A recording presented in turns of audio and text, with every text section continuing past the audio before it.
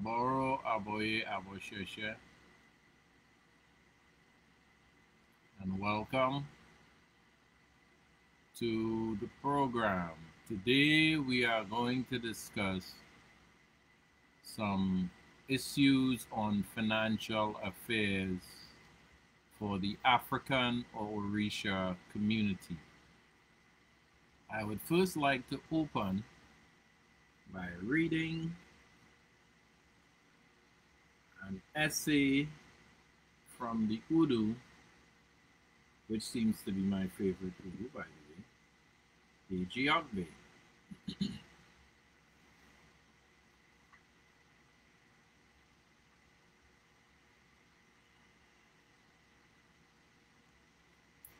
This essay reads,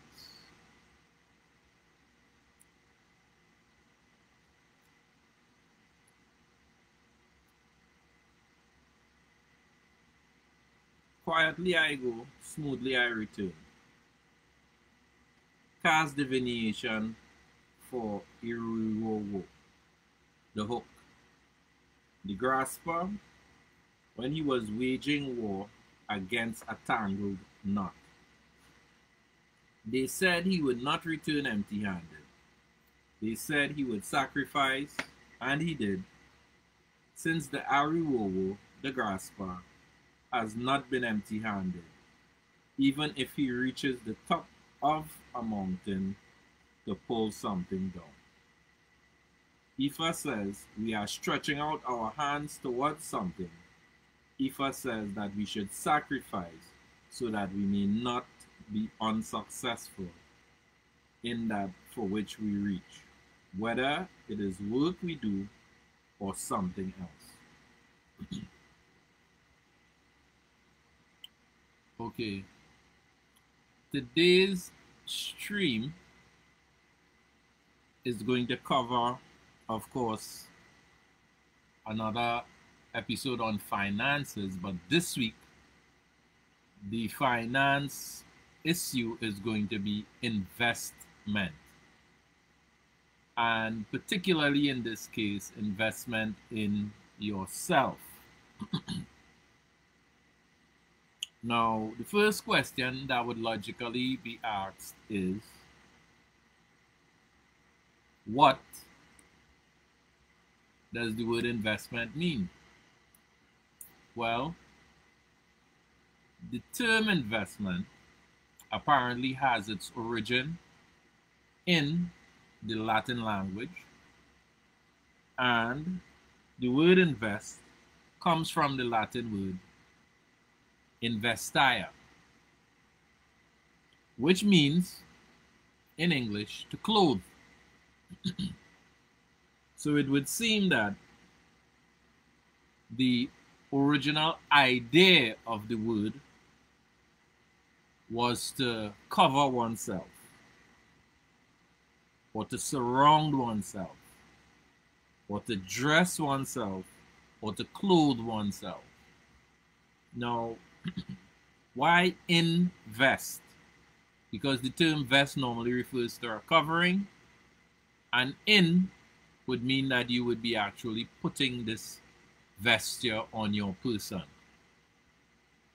Now, there is a whole psychology that is associated with attire, with the way you dress, the emotions that are normally experienced when you are dressed up. All right? The term to clothe, from Latin, it was also used in the Italian language, which is one of the Romance language, also implies not only just to clothe, but it means to clothe with attributes. So it means that one would not just be covered physically in clothing, but one would be covered by positive attributes.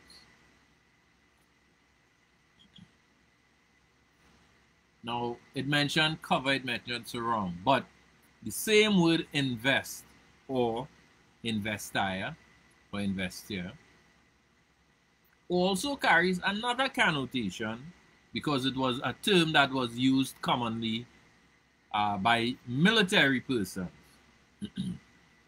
And the usage of the word investire or investor meant in military terminology or in lexicon, in military lexicon, to mean to besiege or to surround with hostile intent. Okay? Now, if we were to use a modern dictionary, it's going to be telling you that investment is money that you utilize for the purpose of acquiring profit or interest. But here we are learning the original intent meant to clothe with attributes or to surround with hostile intent. So let's see how that's going to fit into today's discussion. Now, I'm going to discuss 10 points as to what a person can do to invest in themselves. All right? Now, even before I go into that, I want to talk a little bit about investing in the future of your children. There is a school that is going to be launched during the course of the coming year. The name of the school is the Ifa School of Enlightenment. The founder of the school, as with every other member of the Ifa Orisha community, recognize the very important role of us being in a position to educate our own children. This is why I'm talking about it, because this indeed is an investment into our future. Now, our children are our future. So why should we allow someone else to nurture, to train, and to cultivate the minds of our children and expect that our children is going to be prepared in such a way that they are going to be of any use to our community? Well, it's never going to happen. Fortunately for us, we have the founder of this great idea and this organization that is going to be not the first of its kind in the country, because we've had efforts in our community before to establish educational institutions, right? But this particular effort, I believe the time is right for this particular effort, because we have a growing community and we have growing demands for education. Now, the significance of the Ifa School of Enlightenment, the school is going to be located at Nile Trace in Lower Santa Cruz at the Ile Shoka Pali. The facility there is well developed. It is well fashioned, well styled, well built to accommodate and to host a school. Right? It's a 3-story building. And there is also the Irole on the outside, where normally Iwori and other important meetings are held. My reason for mentioning this is that I am trying to encourage members of the Ifa Orisha community, as well as all African and conscious individuals, to enroll their children in this school. This investment in the future of your children, or our children rather, not your children, our children, because your children are my children and my children are your children. And this is the spirit that we need to recultivate, because this is how the elders used to live. A child was viewed as their own. So if the child was seen on the street being unruly, the child would have been corrected. We have to reinstate those values. So let me go back to the importance of investing in your children's education. The time is now coming when our community and our people are becoming awake, where we are now recognizing that no one is interested in our development, where we should be interested in our own development. No one is doing anything for us. The financial institutions are on the verge of very, very difficult times because of this COVID situation, not just in Trinidad, but around the world. Most economies are contracting. With the contraction of the economy, everyone is going to be affected in an economic way by these activities. So hence now is a very, very important time for members of our community to wake up. I don't even want to say and smell the coffee, but it's time for us to wake up and realize that things are changing around us. And now is the time when we have to make the necessary steps to come together and to work out and work together towards a better future for ourselves and for our young ones. So I am saying, at this institution, the IFA School of Enlightenment, the founder explained to me that the intention is to have a well-developed curriculum and programs that would cater for the holistic development of our children, a program that would go hand in hand with the values that the Ifa Orisha community espouses. So I'm just saying this to make us aware. So for all those who would view the stream, after today, you will be without excuse. You know, many of us complain all the time. Our children go to the Catholic schools. They are being harassed for wearing their ED or their LEKs on their neck, while other groups are not being harassed who have similar spiritual objects or religious articles on their person. We are now in the process of establishing our own educational institutions. This is one of the investments that I'm going to speak about, investing in yourself. Your children are your legacy, so they are a part of you. So please go and register and take your children to the IFA School of Enlightenment. Okay, now let me go back to today's discussion. Today's discussion is about investing in one's self. All right, again, when one hears the term invest, one would think about, you know, utilizing your money to acquire interest or profit. But today's discussion is about clothing yourself with positive attributes, which is the original and true idea that was coined when this Latin term investia, which is now used in English as invest, was coined.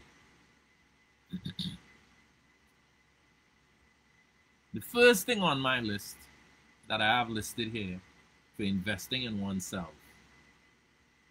is to spend time reading.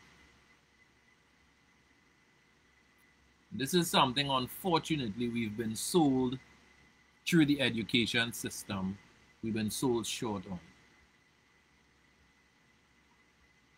Many of us never appreciated it because of the way in which it was given to us.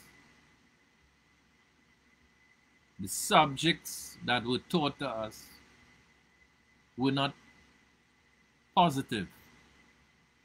And in many instances, I think it did a lot of psychological damage to us. Where we would be reading our own history and we would be reading it in a negative light. We would be reading our history where all we are being told is that We were slaves imported from West Africa and other parts of Africa. There was no lessons taught that speaks of our people who contributed to the development of knowledge, science, medicine in antiquity. This history is not on the school curriculums. Nobody speaks of Mansa Kankan Musa in the institutions that our children attend and that we attended for that matter. So the reason why reading is on the very top of the list is because reading allows you an opportunity to be exposed to lots and lots of information in lots and lots of disciplines, in lots and lots of fields, from lots and lots of places that you may never go in your lifetime. You may have an opportunity to read a book that was written by someone who lived a different life from another part of the world. You may have an opportunity to get an understanding of something you might be interested in.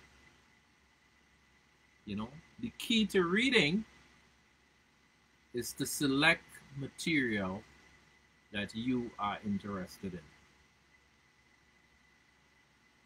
Something that you've always wanted to know or something you've always wanted to do, but did not have access to the information. Reading provides a whole wealth and a whole world of information. So the first investment one may want to make in oneself is to put in some effort and some time into practicing reading and finding things that you are interested in and reading it. So right there, that's the first investment that one could make in one's self. I personally have always been an ardent reader from a very young age. And the reason that I spent a considerable amount of time reading is because I had parents that spent time reading. My father was a pastor. He had a study. And he would normally spend quite a bit of time in his study reading. I had a mother who was a housewife. She loved reading and doing the crossword puzzle. I could remember being a child and my dad would come home from work. He would sit at the dinner table. He would have his meal. After which, he would whip out the newspaper. He would go in the gallery or on the porch and he would sit there and he would read the entire newspaper from front to back. So for me, I had examples of people who read. For my children also, my children saw me spending a lot of time reading. What I would do is I would take them to the library every Saturday. They would enroll, they are members of the library, and every Saturday they would go and they would borrow 3 books. Take them home. They would read all 3 books during the course of the week. And on Thursday and Friday, I would discuss with them the contents of the books. And depending on whether or not the book selected was relevant to things that they may have been doing in school at the moment, I may sometimes ask them to write a little summary or a little report. And then on Saturday, we would return those books and they would take another fresh 3 books. So this could also be used as a family opportunity to spend some time taking the kids to the library, showing them the services that a library offers, having a chance to discuss a few things with them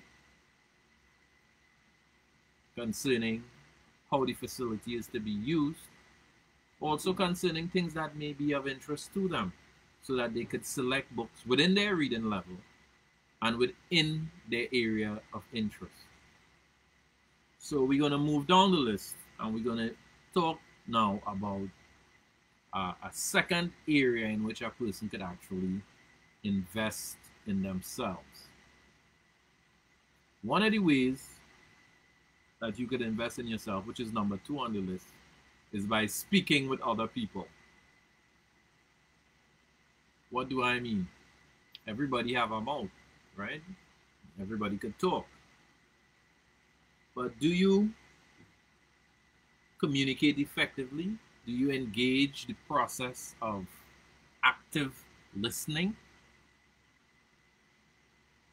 or receptivity to what is being said by someone else? Yeah, hearing is a passive process. Listening is an active process.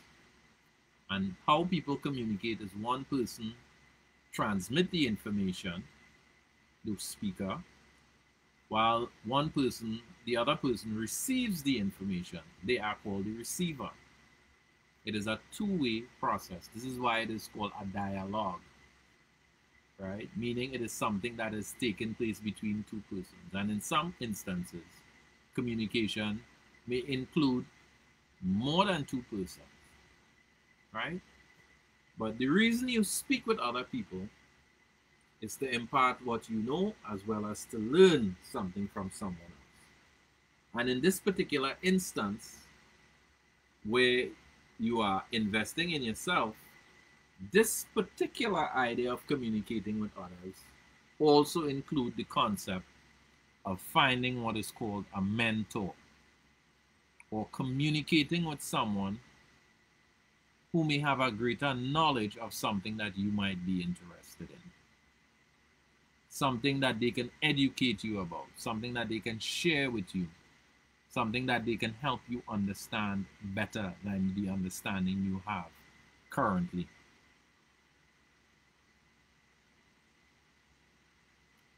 The third thing on the list for self-investment is called networking. You know, this is a fairly modern term that a lot of people use networking. It's a term that is also used as part of the technological or computer lexicon. It's part of that language, where you get on a computer and it's part of a network, meaning it is linked to other computers. So when we're talking about networking, we're talking about linking with other people. In some instances, like-minded people. You know, you tend to find a certain amount of harmony and comfort when you network with like-minded people. However, for the purpose of education and for learning, it is also recommended that you don't only network with persons who share your view. It is sometimes necessary to network with people who have different views outside of your own, so that you will have an opportunity to understand what is called perspectives, meaning differing views coming from other people. But this is what allows you to view any subject, any topic, any experience outside of your own differently. Well, together with networking, I also have an important facet, which is quality friendships. What does that mean, quality friendship? Friendship isn't something you buy in a store, you pick it out on a shelf, and one costs more and one costs less.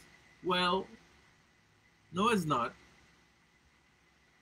But in many respects, all relationships that you will have,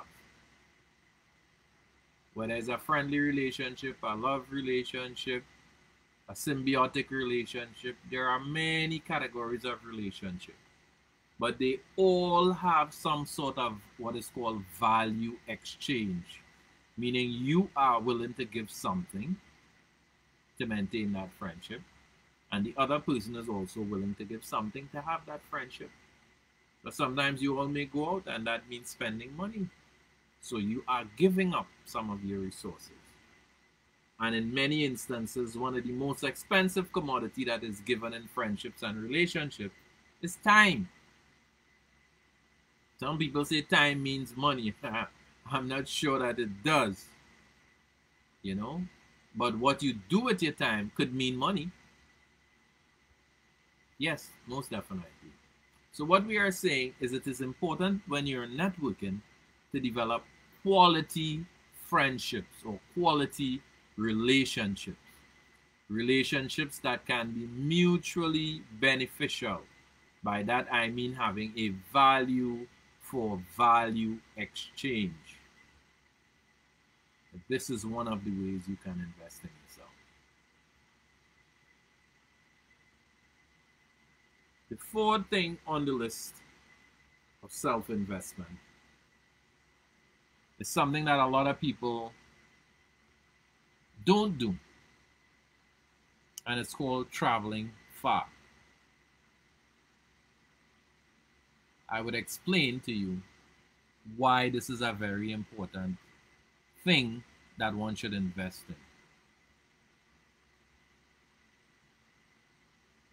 We live in a world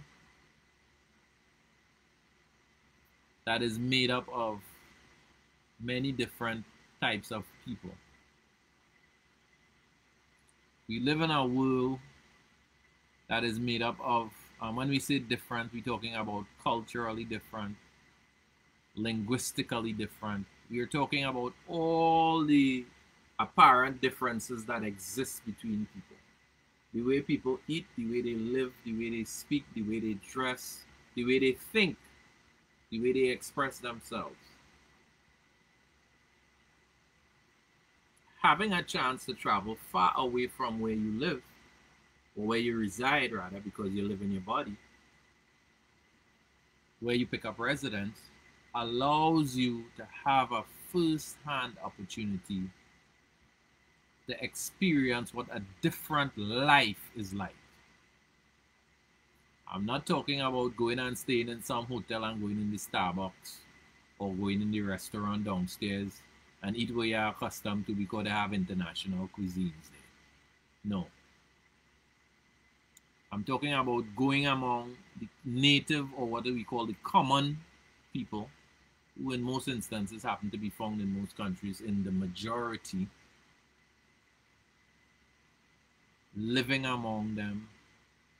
And I mean staying more than 6 months when I say living it. I mean seeing what their life is like, seeing what they do on a daily basis, seeing how they eat, how they communicate, what their family life is like, what their community life is like.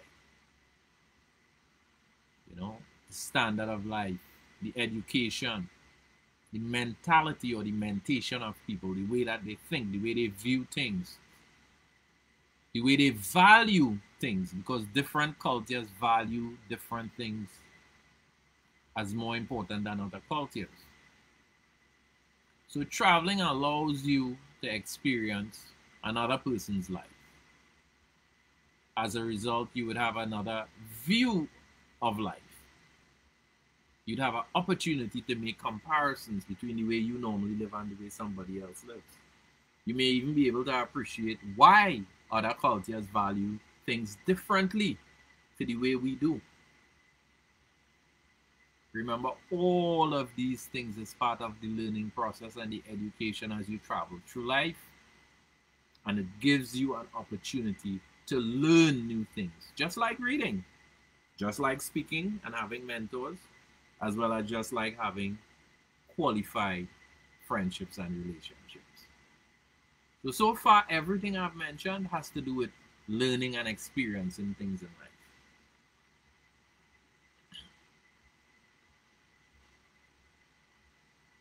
The fifth thing on the list is doing courses that would help you develop skills. And this is a very, very, very, very important investment to make. And I will explain to you why. Normally, when you acquire a great level of skill, that translates eventually, if you use it as an avocation, into money, meaning you can get paid for it. Even if you're developing a skill just because you might be interested in something, even if you develop a skill because you're a hobbyist and it's just something you like doing, it can bring financial rewards. Beside the actual satisfaction of having a sense of producing something or feeling a sense of accomplishment, taking a project from its raw material and its raw state to a finished state, one does feel a sense of satisfaction, accomplishment, and achievement in so doing. But ultimately, we are saying that this could bring rewards. It would bring value, it would bring satisfaction, and finally, it would bring financial rewards. So this is the importance of developing skills. Even if it is not a skill that end up producing material or monetary satisfaction or value, it is a skill that you would have had acquired, that you would carry with you for the rest of your life. Meaning no one can take that skill away from you, or the knowledge that you've acquired during the process of developing the techniques and the methodology that would eventually lead to skill development.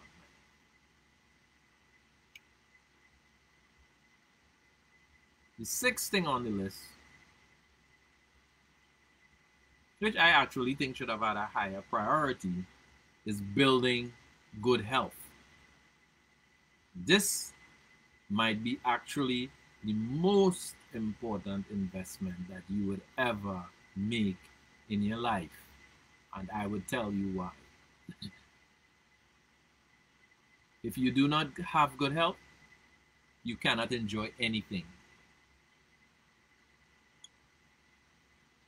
So I would say investing in your health is the most important thing of everything on the list. And it falls at number 6 here on my list. Let me explain now, what do I mean by developing or building health.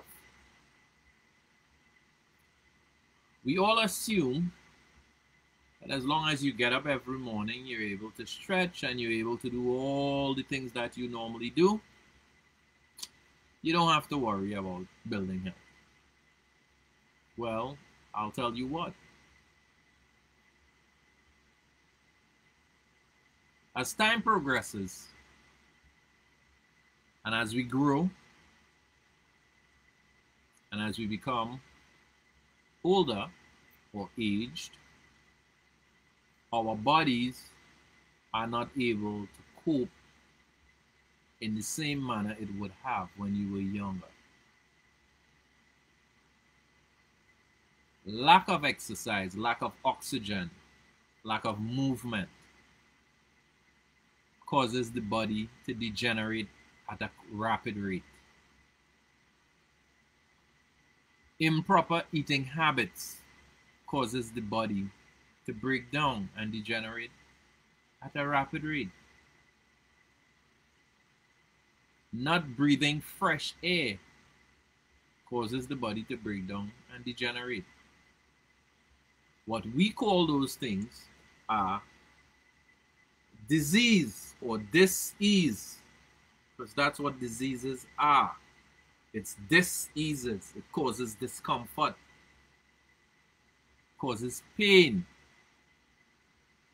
headaches, and the inability to function in a normal way. So investing in one's health allows you to function optimally. It allows you to not have to worry about not being able to do the basic stuff in life, to get around, to be mobile, to have a good function in mind where you could be learning things and teaching also. is very important. So we must invest in our health. Investing in your health would also mean your selection of food. Eating good quality food so that your body could work optimally. Breathing fresh air so that your body would work optimally. Exercising so that you could burn off some of the waste so that your body would be able to function properly. These are some of the areas that we need to pay attention to in building our health. The next thing on the list, number 7, might seem a little strange to many of us. But this investment in yourself is also a very important investment. It's called selling something.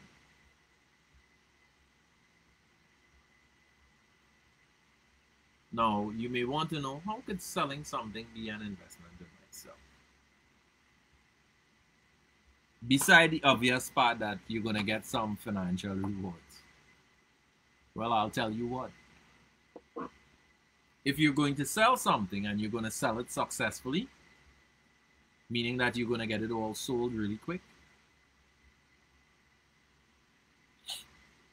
you may have to engage in some sort of a active thought process, meaning you're going to have to figure out what you're going to sell. You're going to have to figure out when is the best time to sell it. You're going to have to figure out where to sell it. You're going to have to figure out who to sell it to. You're going to have to be able to identify the need of the person to whom you're going to sell. And last but not least, you would also need to negotiate to have whatever it is sold, whether it's a good or a service. So selling something allows you to develop multiple skills or multiple intelligences at the same time. It teaches you negotiation skills. It teaches you marketing skills. It teaches you purchasing skills. It teaches you manufacturing skills. Even if it's a cake you're going to sell, or a red plum, or a tambran ball, all of these things has to be considered. So selling something entails a particular type of experience and a particular type of skill. So again, all of it ties into education through our journey through life. Number 8 on the list is optimizing your environment. By optimizing, we are talking about being able to function effectively, being able to produce the greatest result. That's what we're talking about when we use the term optimizing. And when we talk about your environment, we're talking about the space or the place that you operate in. So we're talking about having a place to operate in that is functional, meaning that you are able to get whatever you want done within that space without a minimum of obstruction. So there would be concepts such as decluttering a space. And this is an interesting one because this is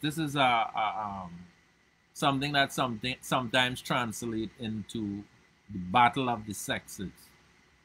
By that, what do I mean? I mean your space that you're trying to optimize. There might be some territorial issues, you know, if you're sharing a space with your wife and your children. You know, you might want to bring the machines into the living room, which may not be practical. It might be functional, but might not be practical. What should be in the garage? You might want it in the kitchen. So there is going to be a major conflict there. So when I say battle of the sexes, I simply am saying that one has to be pragmatic or practical.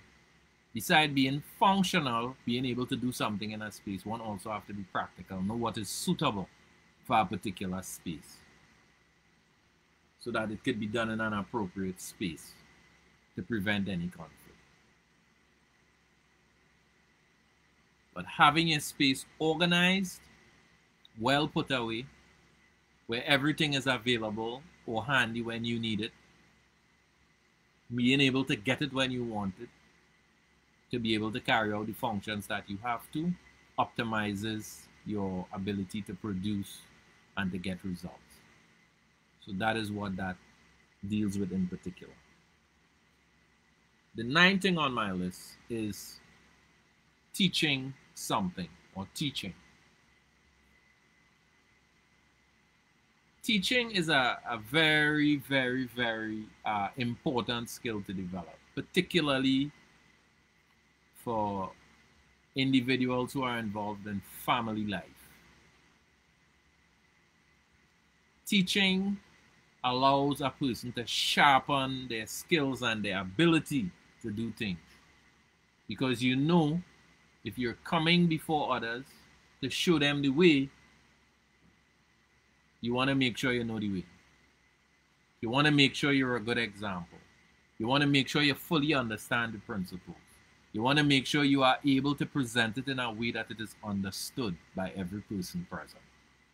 So teaching actually teaches the teacher to be prepared.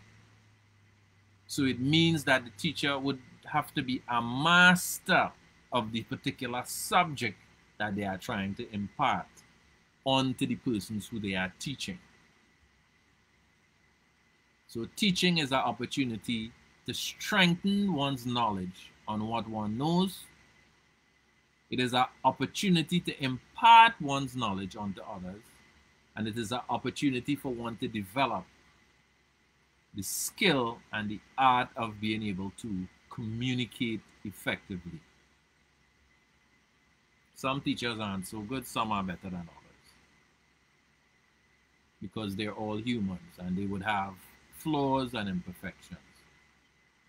And while some would seem to be better than others, it could be the years of experience and practice, as well as it could be just the characteristics of the particular individual.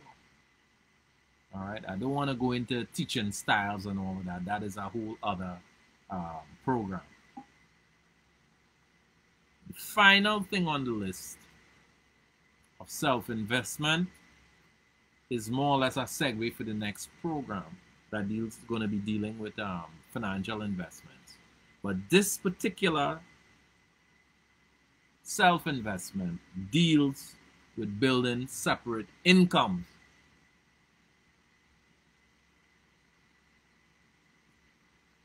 Meaning allowing yourself to have more than one source of money coming in your direction beside your livelihood. Note that I didn't use the word income, because income is returns on investments. And we are made to pay income tax, being told that our livelihood is income. Income is what you get when you invest money. Income is not what you earn to live. And I don't care who tell you otherwise, whether it's the government or anybody else. There is a huge difference between an income and a livelihood. A livelihood is what you do to survive, is what you do to take care of your family. And income is money that you invest for profit. The returns on those profits is referred to as income. So tell them I said that. And tell them they must also use clear and concise legal definitions to describe this. Because when you go to court, they don't care about common usage. They care about what is on the law books. But anyway, not straying from the topic, let me go back on course. What I'm discussing is building separate sources of money as a means of investing in oneself. We mentioned all the different skills that one could use to generate money. So skill development is one way. Hobbies is another way. The way you utilize your resources, I think the last stream was on savings and budget, financial planning. But investing in yourself would include some of those things that was covered in the last stream, such as paying attention to how you're spending your money, where you're spending your money, and what proportion of your money goes towards what each month. These are ways that you actually retain some of your money. But now what I'm talking about is how do you have it coming in from different places, beside your livelihood, beside skills that you have developed. Well, our interest is also in not just in self-development, but also in community development, developing the Ifa Orisha community. One of the ways you could have money coming in is by investing in your community, investing in other members of your community, even investing in your Ile or church, if some people are more comfortable with that term. Members of your community would be a great repository or a great place where you could acquire individuals with skills who are trying to do something. You could take a little bit of what you have and give it to them and allow them to grow, and then you could get a little bit of benefit from their growth. You might be able to get a service at reduced cost. You might even be able to get a little additional to what you lend them. You know, the neighbor that sells sweetbread every weekend, and she run out of flour, so she come by to get 4 pounds of flour borrowed from you, and you give the neighbor that so that she could, you know, make she sweetbread, because she's supposed to make 12 for our order this weekend. The person might end up taking 10 because they don't have all the money, so she might end up with 2 extra sweetbread.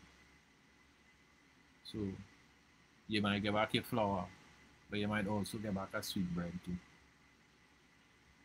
Didn't you invest in yourself there, but through your neighbor? So, saying that to say, building separate money coming in your direction could, in a lot of instances, mean cooperative economics. Last stream I mentioned the Susu, the traditional Isusu, not the modern Susu, because they are two related things but different things. Because the method is also a cooperative method of acquiring money. But number 10, talking about separate money coming in, a great amount of money, may not be paper money, but a lot of value could come through taking your resources and sharing it with members of your community. I mean, the neighbor making the sweetbread was just one example. The Susu is another example. Right? The cooperative is another example. People have agricultural cooperatives and, you know, credit union cooperative credit union. These are all examples of collective economics. And it is a way of investing in yourself. So I think I sort of said everything that needs to be said on the area of self-investment. Some people use the term personal investment, but personal investment is something slightly different, because then we could get into things like financial instruments and all that. But I just want to show a few books that I sort of use generally to help prepare a lot of the different things that we would be discussing. All right. This is the first one, called How to Make Personal Financial Planning Work for You.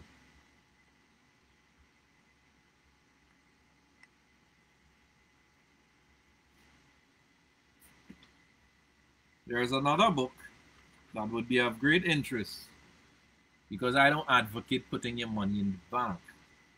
But for those who deal with financial institutions such as banks, you should understand how these institutions work before you go and put your money there. So this book right here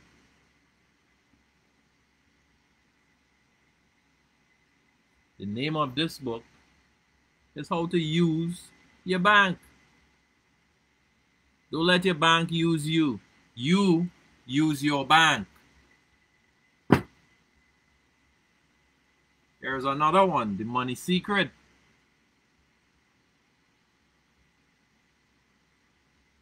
Seeing it? By Donald Ivor Peake.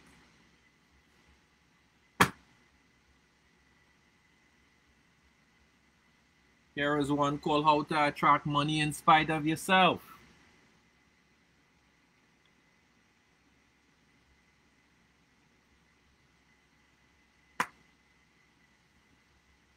Here is one that we would be getting into in the future. This one is called A Guide to Financial Instruments.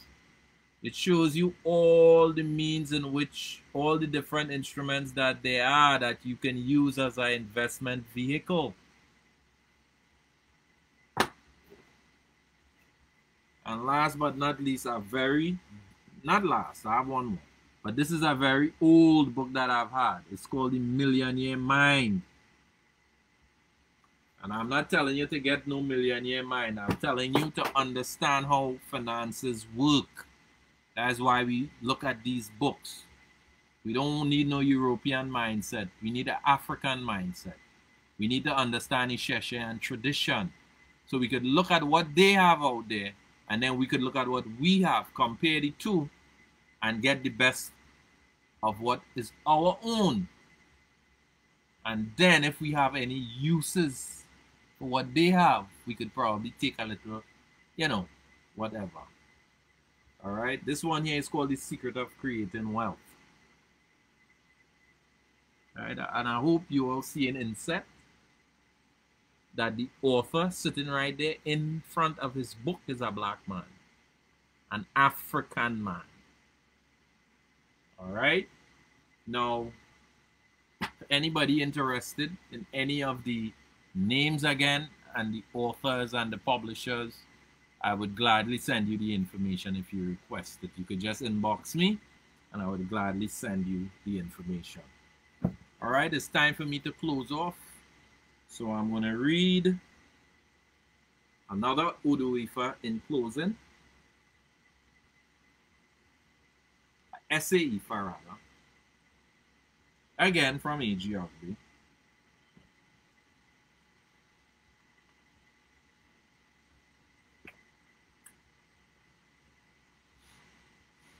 It reads, Orunmila and Osai sought out to know all the things of the world. They sought out to approach Idumare. When they reached the threshold of Orun, the frontier of Aye, and Orun, they met up with Ide, which means language in the Beni language. Orunmila and Osai opened their Ori up to Ide. Ide ensured them that it indeed was him that they were looking for. They settled in with Ide, and Ide revealed to them all things and the essence of all things one by one. After 25 years of living with Ide, Osai decided to leave Ide's abode. He left originally to go to Earth but did not make it. He remained suspended between Ai and Orun for some time. In the meantime, Orunmila lived with Ide 25 more years. He then left to descend and was met by Osai on his way. They both went to Earth together. They saw much beauty. Orunmila then thanked his three Omo, Iboru, Iboye, Ibosheshe, and Osai thanked his three Omo, Sisamaje, Isamaje, and Sasala Birari. And the explanation is, in this verse we learn that before they could even reach Olodumare, that had to learn the profundities of life and its mysteries from Ide, which is language. Language contains the key to unlock the door of healing, avert death. This means we must utilize the proper language of the deities to access mysteries. This verse also reveals the primacy of language in culture. Osai is mentioned here to show that language is our most potent tool to evoke the power of plants. So, this essay, Ifa, is telling us that it is very important that we link ourselves to the language of our ancestors, as this is going to be the key to us having a great measure of access to information and knowledge. So with this, I would like to say Odabo, and I would see you on my next stream on finances next week. Olodumare is with you. Ashe.